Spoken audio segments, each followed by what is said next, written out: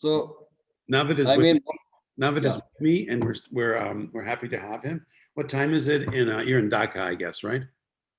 yeah, it's 9:35 p.m.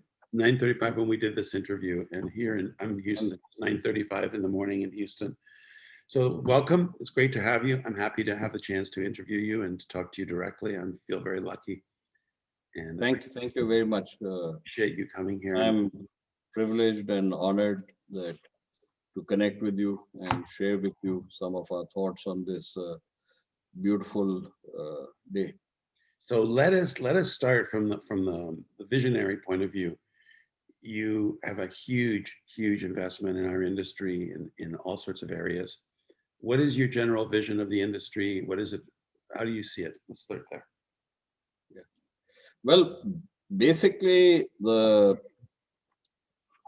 what we look at as Beximco Group. So what we look at is people, planet, and then profit. So it's a triple bottom line. And that's our vision from the beginning. And the emphasis first is on people. So, how do we keep them fully employed? How do we train them, develop the resources? How do we get hold of the best talent? And we try not to lay off people. And at the same time, it's like a family.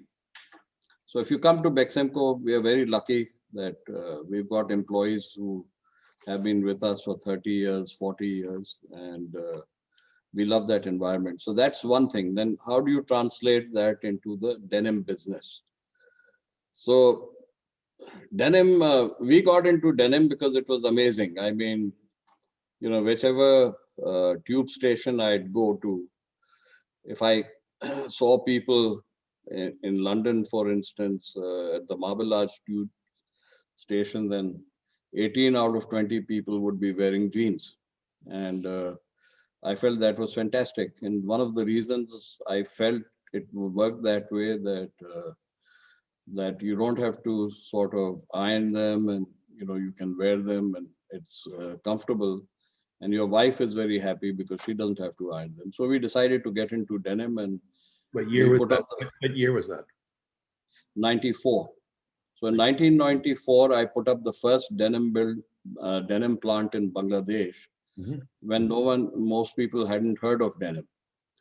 They were making flannel shirts.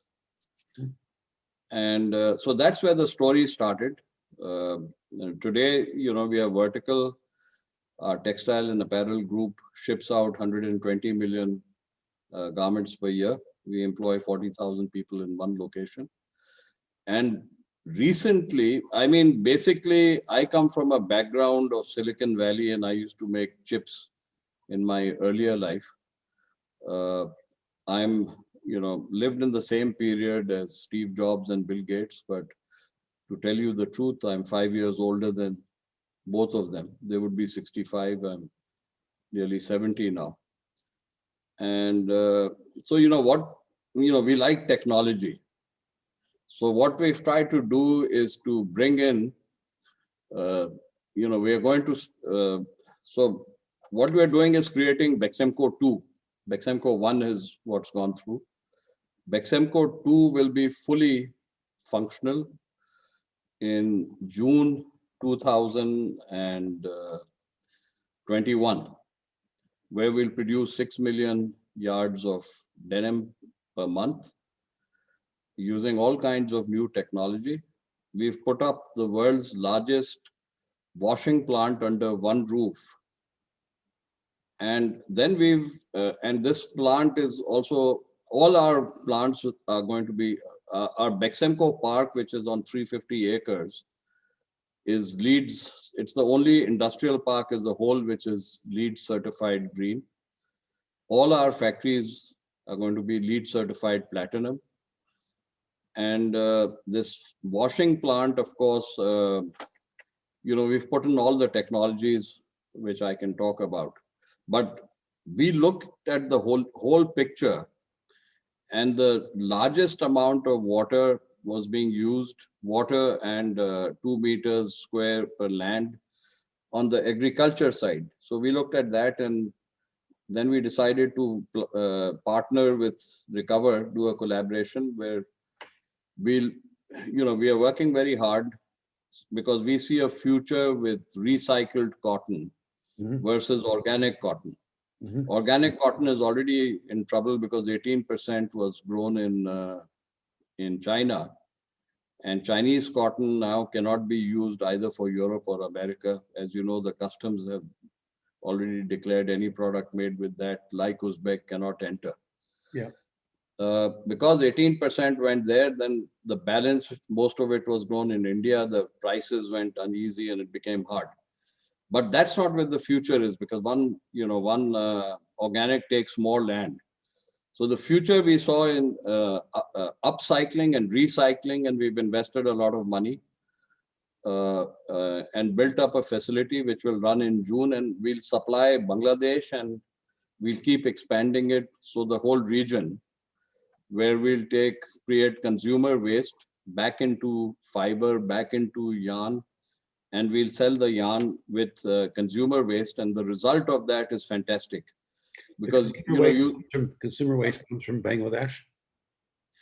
Yeah, as a first start, we'll take post-consumer waste, post-production waste, which will all be from Bangladesh, because Bangladesh exports $37 billion worth of garments per year, and you can easily say that there's about 4 or 5% which gets wasted, and we'll recycle that. Wow. The second thing is that water which God is giving us, rain. So we harvest that, and that turns out to be pretty interesting, because there's 37 billion gallons of water which we'll save by properly harvesting it, which just used to flow away. The other part is that apart from that, then of course you have water consumption when you make the fabric, and we've been doing a lot of research, both with the universities, external people, with machinery makers, and we've come up with a way that we will do salt-free, waterless dyeing. So that'll help us to produce denim almost without water. What kind of? We've also been looking at foam technology, but we are waiting for that to mature. What kind of dyeing What kind of dyeing machines are you using? Are you using slasher or rope dyeing machines? No, we have both. So we have rope dyeing, so there are 2 machines, and we have 2 slashers. I see. So 2 big machines of rope dyeing, and they're all super controlled by computers, so that and our laboratories will also have, apart from the normal labs, so we have to make laser friendly fabric, so our labs are also differently structured. And all this will be up and running in June. There's a new 450,000 square feet building apart from our existing buildings, which is coming up at the speed of light. So that's on that. We've commissioned our washing plant. So like everyone else, but we are the first ones in Bangladesh to put in the Gina Logia 5.0 system. What that does is that, firstly, all the bad chemicals, you don't use those. So you don't use potassium permanganate, you don't use chlorine, you don't need sizing chemicals. And with the E-flow, your liquor ratios come down to 1:1. Right. And with the water recycling system. So right now we are able to wash jeans with 10 liters of water.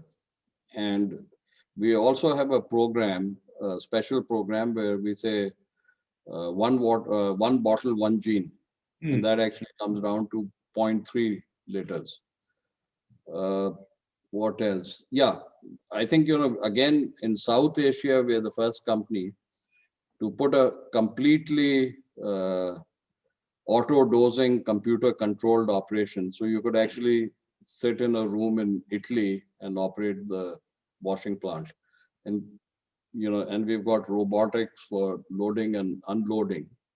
That's What fantastic. that will do is basically take away the human error Mhm. and make it very transparent, because now instead of the EMI score, the machine will create the EMI score, and you'll get a printout of that.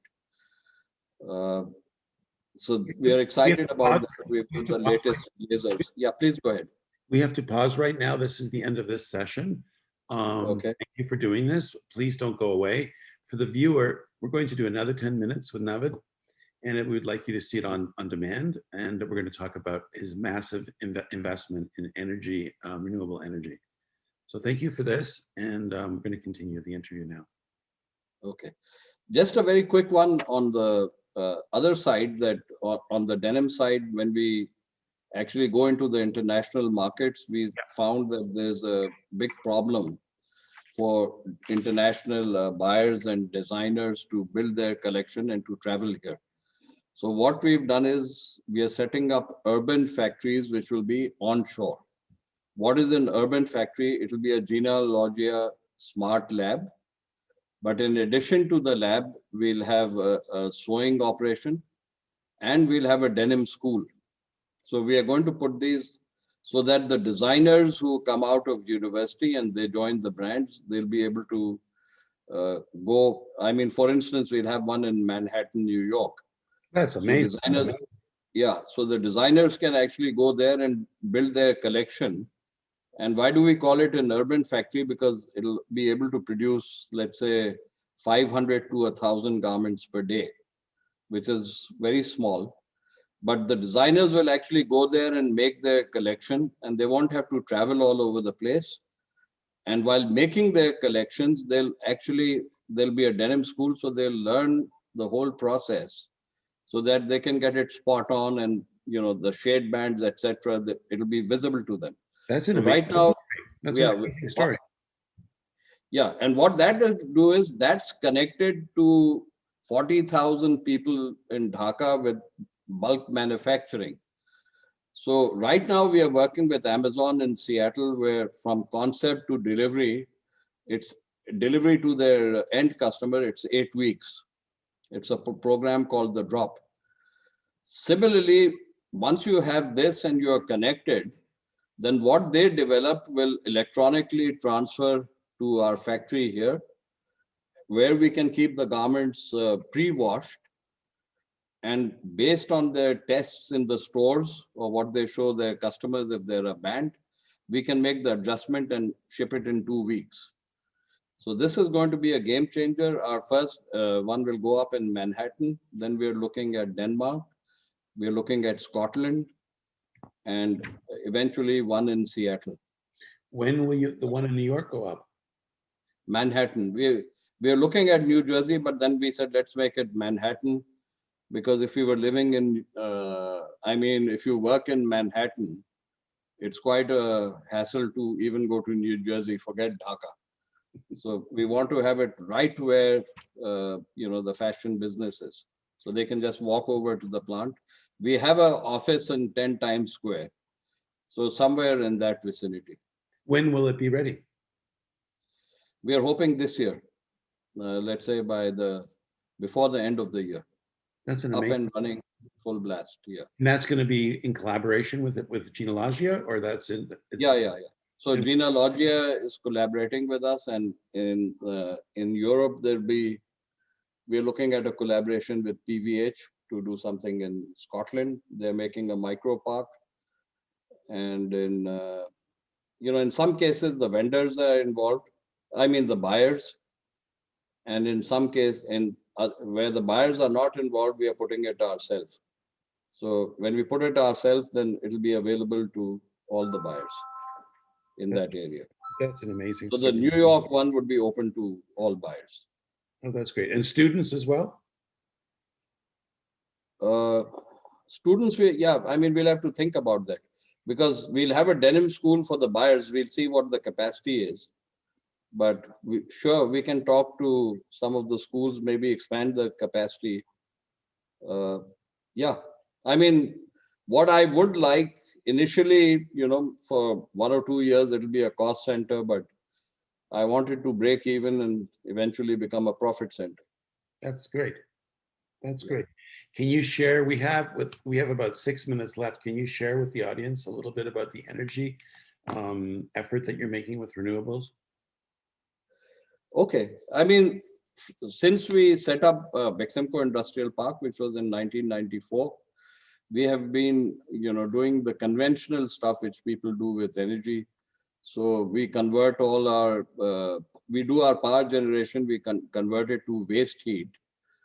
And that way we produce 30 to 40 tons of steam. And it saves me $300,000 per month on the gas bill. Well, On the renewable, we're going to put up a 200 megawatt solar power plant with an investment of $200 million. We've arranged 1,000 acres of land because renewables, unfortunately, presently per megawatt, it takes close to 3 acres. And you can't use factory land, you can use your rooftops, but you can't use agriculture land. So we went out to the boonies, we bought 1,000 acres of land, and we are putting up a 200 megawatt solar plant, which we'll sell to the grid at a relatively very affordable price. So we are doing that, and then other than that, we've turbines run at, I think, 44%. Our turbines run at 66% because we co-generate, we use the waste heat. We are using our internal lightings, etc., are all solar right now. what do you see in And the future? yeah, How do you see the future, your consumption of energy in the future? well, it depends. I'm also involved in construction, for instance, in Canada. We are building 100 apartments. So, I've been talking to the architect. First, we were going to have garages, and then he came and said that, you should have electric chargers so that you charge electricity. And then we said that what is going to happen pretty soon is that the roads will convert to solar panels. So that, when you're driving, let's say from Los Angeles to San Francisco, your car will always be charged. So he said, let's get rid of garages. Why do? And then you'll have Uber. So, when you come out, you hit a button and an Uber comes in and it's solar charged. So all these things, the technology is there. So don't invest any money in oil. I wouldn't advise that. Well, you have a lot of bad traffic in Dhaka, so if you have solar panels underneath the roads, then you have a lot of It'll time be to spend. fantastic. Be Yeah. fantastic, right? So the solar panels and also LNG. So we are looking, I mean, at least gas is much cleaner than oil. And so we've put up the largest LPG distribution center. But yeah, you are absolutely right. I mean, hydrocarbons will go away. Solar will take place. We are putting up a 200 megawatt, which in a very small country is a very large. I mean, America is great for solar because you've got deserts and you've got space. Right. Bangladesh, unfortunately, is very small. What I see for the future is, it takes 8 minutes for the sun's energy to reach Earth, and it's available free. So it's a no-brainer. I mean, there won't be any hydrocarbons. There won't be, the technology is available. The roads will be used for recharging, and all that is. I think it'll happen in the next. Less than 5 years, I would say. That's amazing. Now that we're out of time, again thank you very much for sharing your evening with us and for all the information that you provide us and that we can all hope for in the future. Thank you. It's great to know you. My pleasure. Have a nice weekend. Thank you. Bye-bye.